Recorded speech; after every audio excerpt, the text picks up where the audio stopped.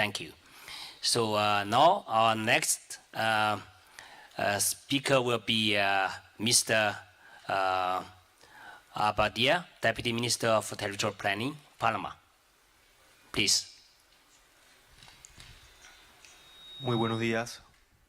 Muy buenos días a todos y todas.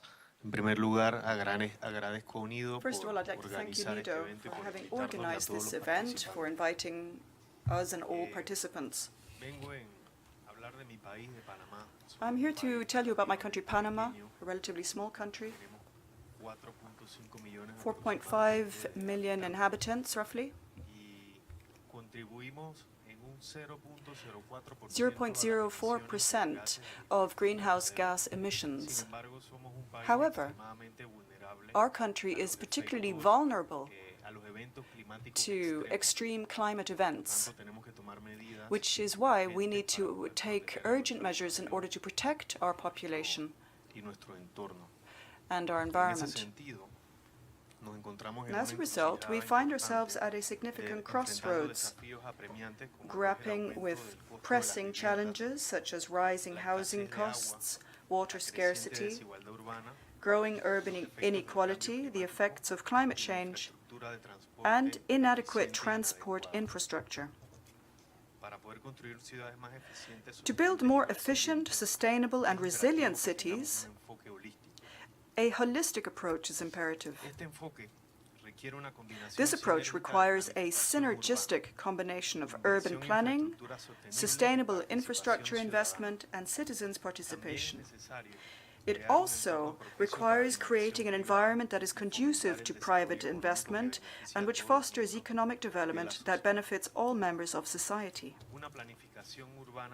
Sustainable urban planning is paramount, prioritizing the development of compact, walkable cities with diverse land use. This involves promoting efficient public transport, establishing green spaces, and revitalizing urban centers. Additionally, investing in resilient infrastructure that can withstand extreme weather events is crucial. To achieve this, prospective land use planning and infrastructure adaptation are essential. Addressing social and spatial inequality is another critical aspect. And so, public policies must promote equitable access to housing, basic services, and development opportunities. This entails implementing social housing programs, improving public services in marginalized areas, and creating inclusive public spaces. Some of the measures that we are implementing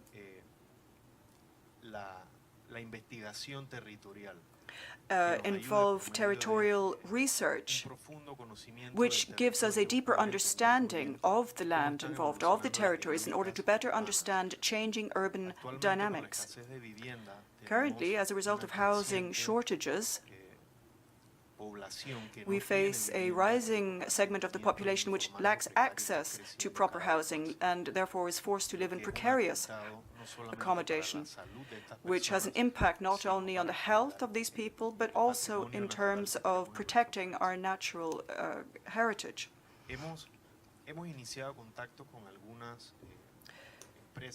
We have set up contacts with a number of companies, the private sector in our country, who are engaging in this form of research in order to be able to build better social housing by harnessing investment and technology in 3 dimensions. This is a new component to ensure affordable housing, taking into account the specific features of the territory, which is a very diverse territory overall.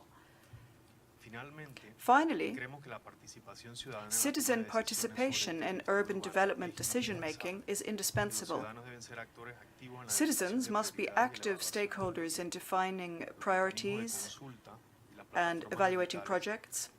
Consultation mechanisms, participatory budgeting, and digital platforms can facilitate this engagement. The central government is very closely linked to local governments, which is very diverse from region to region, and where there's an imbalance in terms of their technological capacity, which is why we are seeking to strengthen and empower local governance in order to build robust teams who can contribute to planning based on their specific requirements. By adopting this comprehensive approach, Latin American cities can become models of sustainable and equitable development, enhancing the quality of life for their inhabitants and contributing to a more sustainable future. Thank you. Thank you, Mr. Osorio, for sharing, I think, Panama's experience in using a holistic approach to address the open planning, and also emphasize the importance of this participatory approach by involving all the stakeholders in the process. Thank you. And now I would like to invite Ms. Daba, Under Secretary